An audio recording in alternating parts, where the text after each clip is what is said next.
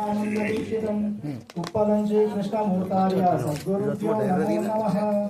శ్రీకృష్ణమూర్తార్య పాదపంకజ సంజీవిత సిద్ధాంతం సాంప్రదాయ ప్రవర్తనం శ్రీనిజబోధానంద నిత్య నిర్మలం విశ్వజ్ఞ బ్రహ్మ భూరేశ్వరాచార్య గురుం భజే. అస్మద్గురు సమారంభం కృష్ణ సాందీప మధ్యమాం శ్రీ మహావిష్ణు పర్యంతం వందే గురు పరంపరం. జై సద్గురు గౌ మహారాజ్ కి జై.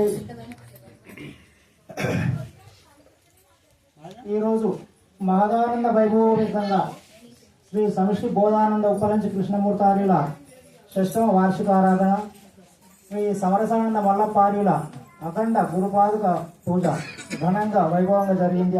అట్టి పెద్దలకు ద్వాదశ నమస్కారాలు అర్పించుకుంటూ ఇక్కడ సభలో వాసినటువంటి పెద్దలందరూ కూడా నా యొక్క శిరస్స సాష్టాంగ దండ ప్రణామాలు అర్పించుకుంటూ ఇక్కడ నా తోటి సోదరులు సోదరి వాళ్ళందరికీ కూడా నా యొక్క ద్వాదశ నమస్కారాలు అర్పించుకుంటూ జై సద్గురు ప్రభు మహారాజుకి జై.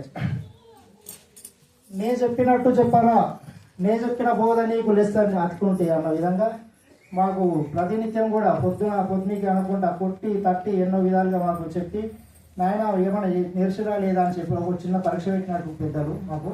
అందుకు మేము కూడా సంతోషిస్తూ నాకు ఈరోజు ఇచ్చిన టాపిక్ సాంఖ్యం గురించి. అంటే మనకు ఉన్నటువంటి అందరం బోధైన వాళ్ళమే ఉన్నాము, సూచన అయినటువంటి వాళ్ళమే ఉన్నాము. సకల వస్తువుల యందు ఉన్నటువంటి వస్తువు అదే ఉండగా మరి ఇదంతా లేనక ఇది ఏ విధంగా దోచింది అన్న దానికోసము సాంఖ్యం అవసరమైంది. అట్లా ఉన్నటువంటి వస్తువు అందు తనంతట తానుగా అవ్యక్తమైన మాయోపాధి వినిర్ముక్త శుద్ధ చైతన్య త్రిశక్త్యాత్మక సంవిద్రూప జ్యోతిర్మయ నిశ్శబ్ద శబ్ద స్వయం ప్రకాశ బ్రహ్మమును మహాకాశము కలిగింది. అదే మూలమాయ, అదే సర్వానికి ఆధారమైనటువంటిది. ఏది చైతన్య బ్రహ్మం అంటున్నాము, పరమాత్మ అంటున్నాము. అది చైతన్య స్వరూపమైనటువంటిది కాబట్టి తనకు తానుగా ఏకం బహుదా వదంతి, నేనే అనేకం కావాలని సంకల్పించుకున్నట్టు. అట్లా ఆ బ్రహ్మం సంకల్పం కలిగినప్పుడే అది అవ్యక్తమైంది. అవ్యక్తం అనగా తాను ఉన్న స్థితి నుంచి దిగజారినమాట. అవ్యక్తం అంటే ఇప్పుడు మనసు ఉన్నది మనకు కానీ కనిపించేది, ఉన్నది లేదంటామా ఉన్నది కానీ అవ్యక్తం. అది ఎట్లనో ఆ అవ్యక్తం యొక్క బ్రహ్మం యొక్క పరిణామం అవ్యక్తమైనప్పుడు, అవ్యక్తం అన్నప్పుడు దాని 5 ఉన్నాయి. అవ్యక్తం అంటే కనిపించకుంటారు. ఏమిటి అంటే పంచాది దేవతలు సదాశివుడు, ఈశ్వరుడు, రుద్రుడు, విష్ణువు, బ్రహ్మ. ఇవి ఈ అవ్యక్తం యొక్క అంశంలో ఈ పంచాది దేవతలు. ఆడికి ఆగకుండా మళ్ళా అవ్యక్తం మళ్ళా పరిణామం చెంది అవ్యక్తము మహత్తు, అవ్యక్తం యొక్క పరిణామం మహత్తు. ఆ మహత్తు యొక్క అంశంలో ఏంటి అంటే పంచబీజంలు.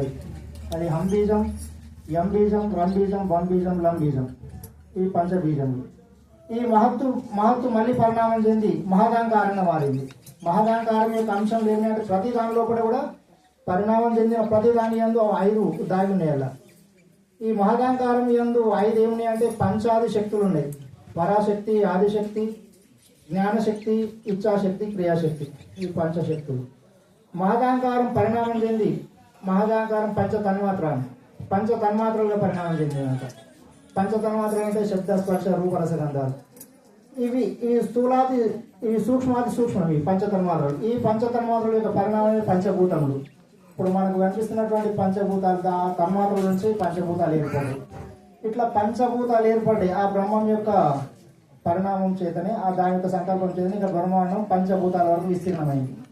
ఈ విధంగా విస్తీర్ణమైనటువంటి దాని అందు వసుధా జలం అగ్ని వాయు, మనకు భద్రాద్రి రామశతకంలో కూడా వసుధా జలం అగ్ని వాయు ఆకాశంబులివి పంచభూతముల్ వీటి యందు రక్త శుభ్రాసిత ధూమ్రయుక్త సునీలములను గంధర స్వరూప శబ్ద స్పర్శంబులన్ క్రియాశక్తి, జ్ఞానేచ్ఛాదిశక్తి, వరపరాశక్తి, లావారాయ అజ విష్ణు త్రయంబకేశ్వర సదాశివులు నుండొంటికి స్థిరముగాను వర్ణ గుణశక్తి బీజ దేవతలు నుండు నీకు నే గుణములు లేవు నిర్మలుడవు రమ్య గుణధామ భద్రాద్రి రామ పరశురామ నరసింహదాస సంరక్షితావా.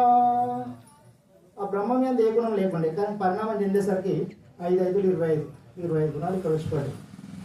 అట్లనే ఈ బ్రహ్మంకు ఉన్నటువంటి 25 బ్రహ్మాండం లోపల ఉంటే ఈ పంచభూతాల యొక్క పరిణామం చెంది మళ్ళీ ఏమైనా ఈ పంచభూతాలతో అంటే ఆకాశ పంచకం అంతరేంద్రియములు, ప్రాణాదులను వాయు పంచకంబు, జ్ఞానేంద్రియములైదు వైశ్వానర పంచకం, బప్పు పంచకంబు, శబ్దాదులైదు కర్మేంద్రియములైదు కడుభూమి పంచకం బిట్టులిరువది 5 ఇంద్రియములు ఇవి ఆత్మగాదని ఇన్నిటిని ఎరిగేడి ఎరుకయే పరమాత్మయని ఎరంగి సాంఖ్య యోగంబు సాధించి సజ్జనుండు ముక్తి చెందును మీ పాద భక్తితోను. ఇప్పుడు శరీరధారణమై ఉన్నాం. ఇప్పుడు శరీరం నేనన్న దానికంటే కూడా పేరునే నేనన్న స్థితి లోపల ఉన్నా. నా పేరు పెట్టి ఎవరైనా తిట్టారనుకో నన్నే తిడుతుడు. శివాన్ని పెట్టిన అంతే, నా శరీరం ముట్టలేడు తట్టలేడు. ఆడున్నాను వాడు భ్రాంతి, పేరునే నేనన్న స్థితి కాడున్నా. పోని ఆ పేరును నేనా అంటే ఎప్పుడు పెట్టినది? పుట్టినాక 21 రోజులు పేరు వచ్చింది. అంతకుముందు ఏముంది? శరీరధారు. ఈ శరీరం సరే, ఈ శరీరం పుట్టి ఈ చూపెట్టి అంటుంది కదా వీడని, అంటే శరీరం నేను అనుకుంటున్నా. ఇది నామరూపాల భ్రాంతితో బాగున్నామని. ఈ శరీరం ఎట్లా? ఆ శరీరం మాకు అంతకుముందు ఆ 21 రోజు కంటే ముందు శరీరం ఉన్నది. అంతకంటే ముందు తల్లి గర్భం లోపల ఏ రూపకంగా ఉన్నా అట్లా అట్లా అట్లా పిండ ఇంద్రియాలు అయినాక 7 నెలల నుంచి జీవ చైతన్యం ఉన్నప్పటికీ అంతకుముందు మాంసం ముద్ద. అంతకంటే ముందు పరిణామం చెందుకుంటూ పోతే అదొక నీటి బుడగ. తల్లి గర్భం రాకముందు తండ్రి యొక్క గర్భం లోపల ఉన్నా. తండ్రి యొక్క గర్భం లోపల రాకముందు అన్నం లోపల ఉన్నా. అన్నంలోకి రాకముందు ఓషధ చెట్ల అందున్నా. దాన్ని కూడా రాకముందు పృథ్వీ అందున్నా. పృథ్వీలోకి రాకముందు జలం. పృథ్వీకి ఆధారమైనటువంటి జలం కదా. ఇట్లా రివర్స్ పరిణామం చెందుకుంటూ నా యొక్క స్వరూపం ఎట్టిది అని అట్లా విచారణ చేసుకుంటూ పోతే ఆకాశం దాకా పోయి ఆకాశానికి ఆధారమైనటువంటి ఆత్మ. ఆకాశంకున్న ఒక గుణం కానీ అవతల గుణం లేదు కదా. వాస్తవానికి ఇది నువ్వు అయి ఉన్నావు, కానీ ఈ చూపెట్టే దీంతో నువ్వు తాదాత్మ్యం చెంది ఇదే నేనన్న భావనతో ఉన్నావు. కాబట్టి ప్రతిదానికి రాగ ఉద్దేశాలు దీనికోసం వాళ్ళకి వస్తున్నాయి. కాబట్టి మనకి సాంఖ్యం వల్ల అందరికి తెలుసు. మాకు పృథ్వీ 2 భాగాలై ఈ కలియడం వల్ల ఎట్లా అయింది అని చెప్పేసి. కాబట్టి విషయం ఏంటంటే మనకు సూర్యుడు ఉన్నాడు. వాస్తవానికి సూర్యుడు బింబం. కుండ లోపల నీళ్ళల్లో ఆ సూర్యుని యొక్క ప్రతిబింబం కనిపిస్తుంది. కుండ లోపల సూర్యుడు కుండ లోపల లేడు, వాస్తవానికి బయట ఉన్నాడు, కానీ కుండలను తోస్తున్నాడు. అది జీవుడు. ఈ పిండాండం లోపల తోస్తున్నటువంటి నేను అనే చైతన్యం ఏదో అది జీవుడు. ఆ కుండ లోపల ఉన్న సూర్యుని యొక్క ప్రకాశం చేత గోడ మీద కూడా వెలుగుపడ్డది, ఆడబడ్డాడు. ఆ గోడ మీద కూడా పడ్డాడు. అది కూడా చైతన్యవంతంగా కనిపిస్తుంది.